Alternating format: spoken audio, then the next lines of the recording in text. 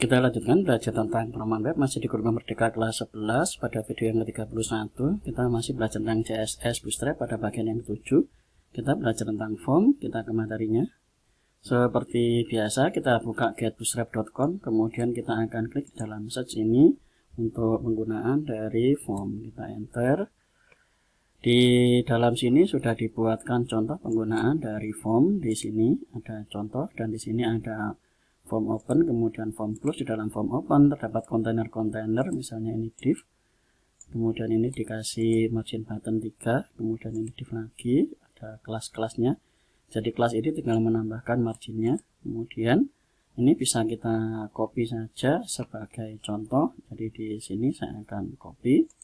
Kemudian kita akan ke dalam VS Code-nya. Kita akan letakkan di dalam modal body. Jadi di dalam sini modal body, kita akan buat di dalam sini modal title sebagai form pendaftaran.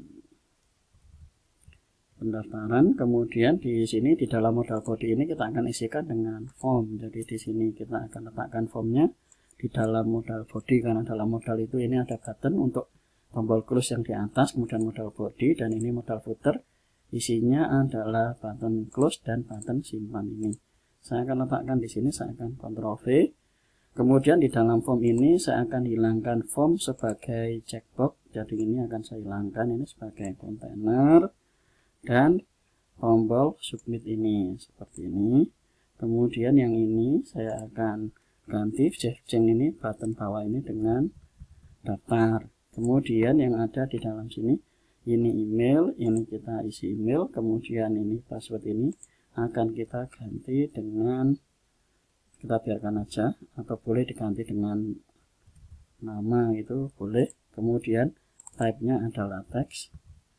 Kemudian form control, nah ini contoh penggunaannya, kita bisa Ctrl S. Kemudian kita akan lihat di dalam browsernya. Kita kembali ke browser. Kita lihat di dalam sini. Kalau kita klik daftar,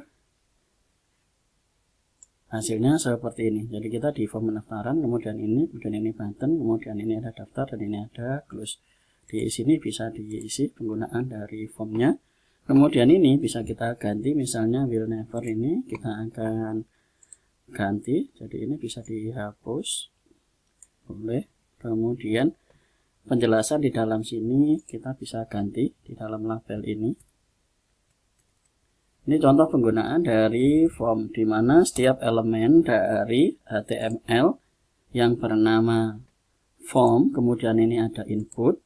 Jadi ini input untuk memasukkan kolomnya, kemudian ini input, kemudian ini label. Nah, inputannya itu ada di dalam kolom yang diisi, sementara label itu ada penjelasan dari kolomnya.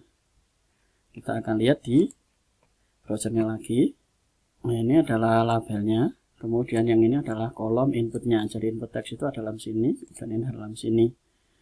Nah, itu contoh penggunaan dari form. Silakan dicoba. Sekali lagi silakan dicoba. Yang harus dibedakan adalah tempat ini fungsinya ini untuk dicoba input. Kemudian ini label untuk berikan penamaannya. Kemudian ini ada tambahan lagi untuk label bawahnya. Nah, ini setiap satu bagian ini dia dibuatkan sebuah kontainer. Jadi kontainer antara label dan inputnya ini dibuat dalam satu kontainer. Jadi nanti di sini ada satu kontainer, kemudian ini dua kontainer, kemudian ini tiga kontainer, baru di sini ada button. Button ini terpisah karena dia hanya satu elemen. Nah, itu saja materi tentang form. Silakan dicoba-coba dan penggunanya taruh di dalam VS Code supaya kita tahu fungsi di dalam pembuatan webnya. Terima kasih.